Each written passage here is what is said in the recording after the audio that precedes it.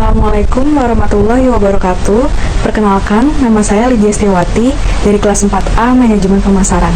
Di sini saya akan memaparkan kesimpulan setelah mempelajari materi manajemen pemasaran selama 1 semester.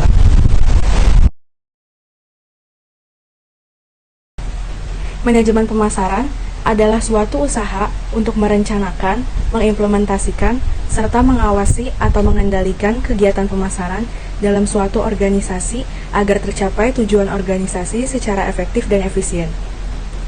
Jika mempelajari lebih dalam tentang pemasaran, maka bauran pemasaran merupakan ilmu penting yang harus diketahui.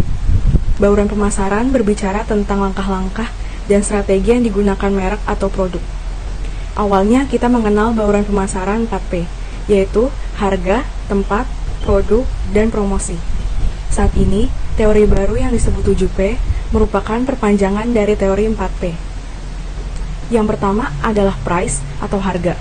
Harga yang dimaksud di sini adalah berupa uang atau jumlah pembayaran yang harus dibayarkan oleh konsumen untuk mendapatkan produk yang ditawarkan. Yang kedua adalah produk.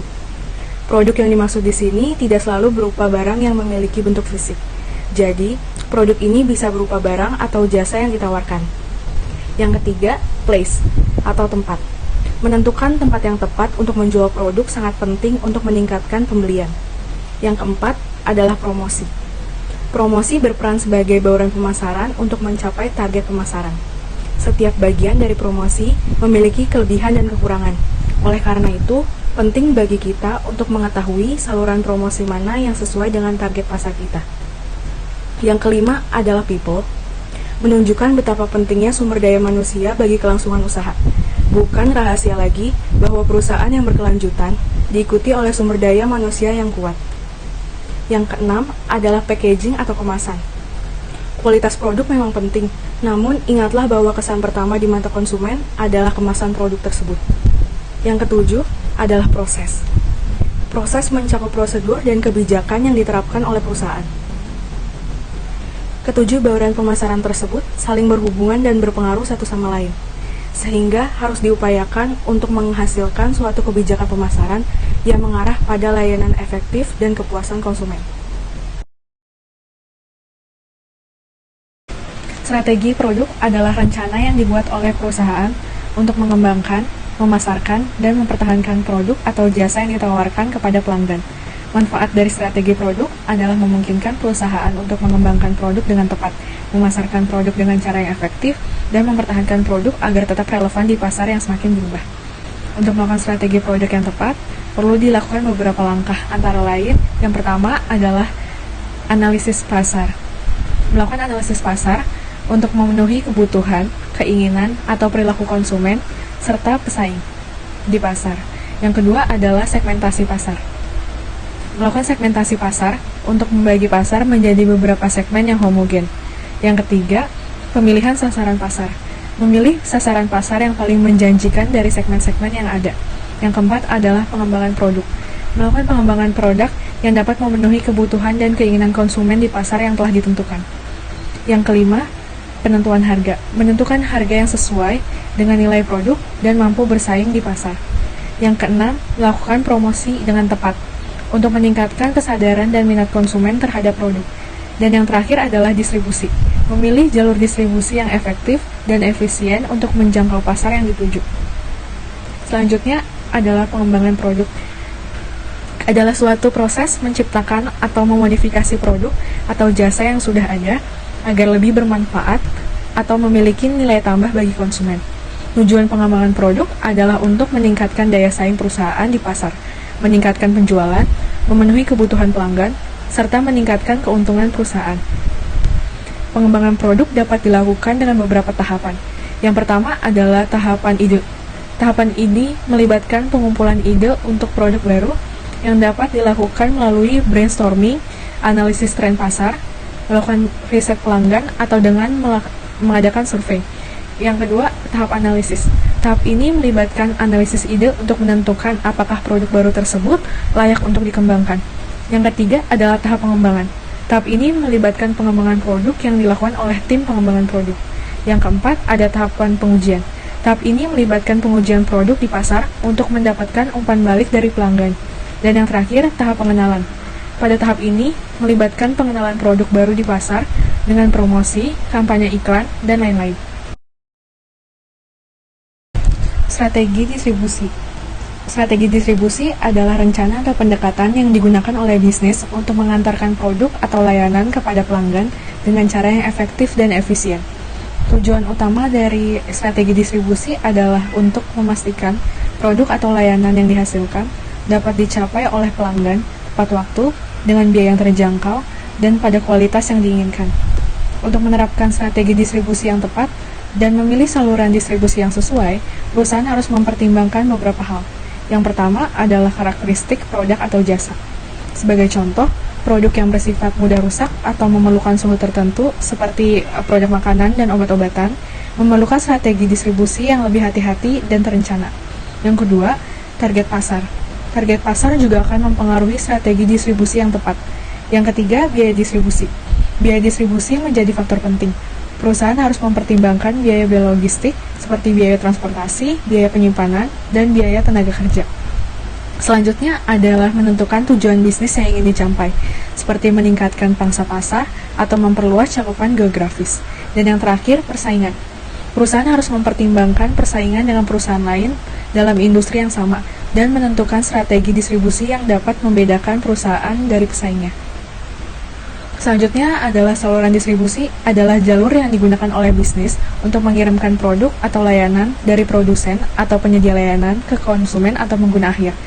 Ada beberapa strategi distribusi dan saluran distribusi yang dapat digunakan. Antara lain yang pertama adalah saluran distribusi langsung.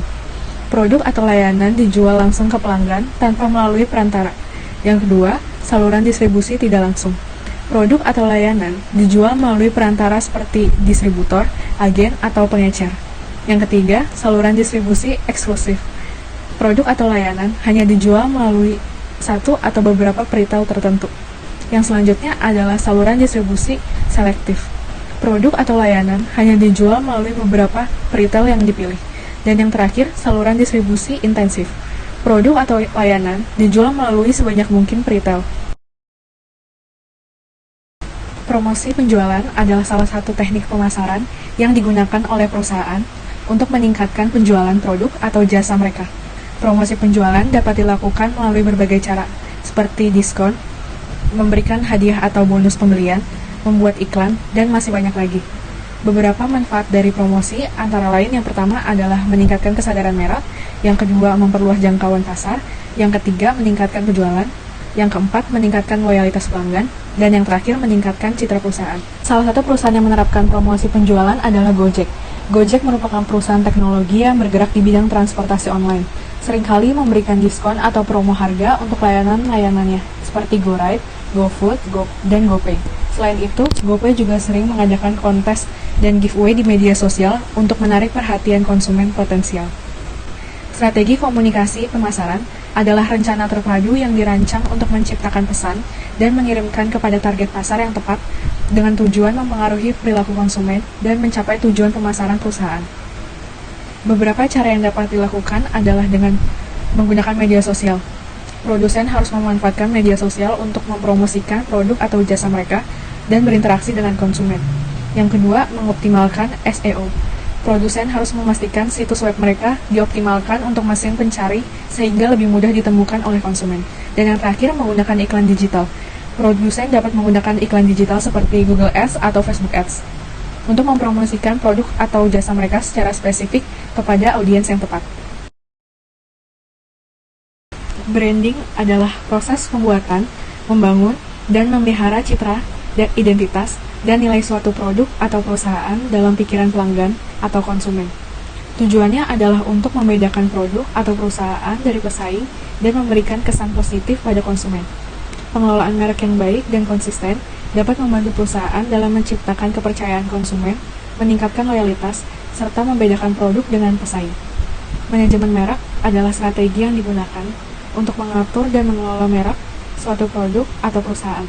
Hal ini meliputi pengembangan merek, pemasaran merek, dan pengawasan merek. Tujuannya adalah untuk memastikan bahwa merek terus tumbuh dan berkembang seiring waktu, serta tetap relevan dan menarik bagi konsumen.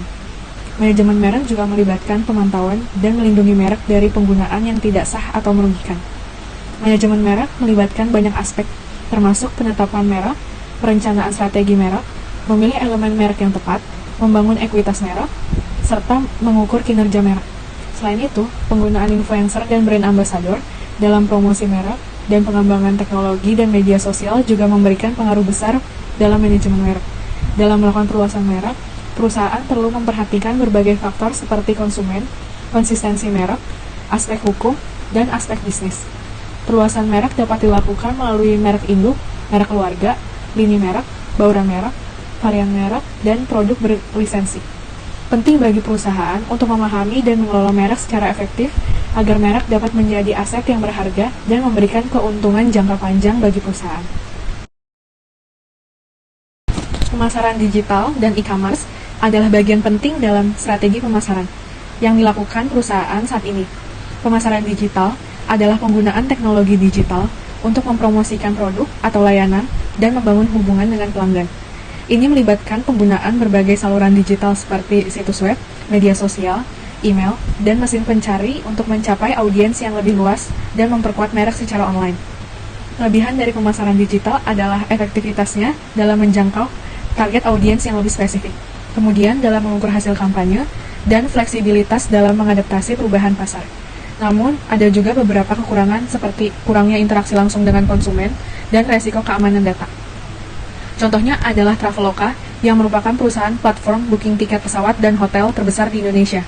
Traveloka memanfaatkan berbagai kanal digital seperti Google Ads, Facebook Ads, dan Instagram untuk memasarkan produk mereka kepada pelanggan.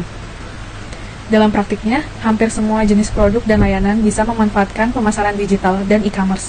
Namun, penting untuk mempertimbangkan target audiens, karakteristik produk atau layanan, dan tujuan kampanye pemasaran. Beberapa produsen yang telah menggunakan pemasaran digital secara efektif di Indonesia adalah Gojek, Tokopedia, Bukalapak, dan Shopee.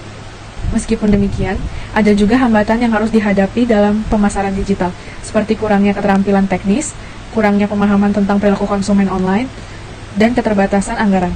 Untuk mengatasi hambatan tersebut, perusahaan dapat membangun tim pemasaran yang terampil dan profesional dalam melakukan riset dan analisis pasar yang lebih dalam, dan mengalokasikan anggaran pemasaran secara efektif.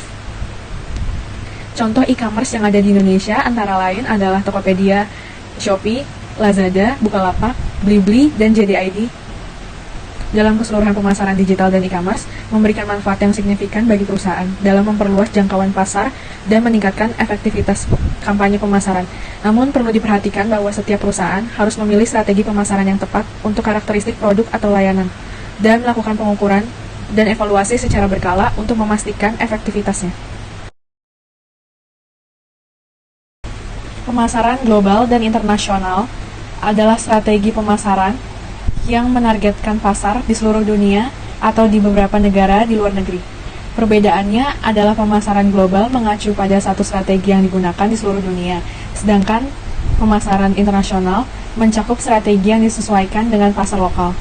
Kedua strategi ini melibatkan penyesuaian merek, produk, promosi, dan distribusi untuk memenuhi kebutuhan dan keinginan konsumen di pasar yang dituju. Pemasaran global dan internasional memiliki kelebihan seperti dapat memperluas jangkauan pasar, meningkatkan penjualan, mencapai skala ekonomi, namun juga memiliki kekurangan seperti biaya yang tinggi, tantangan dalam memahami budaya dan bahasa lokal, serta resiko kegagalan.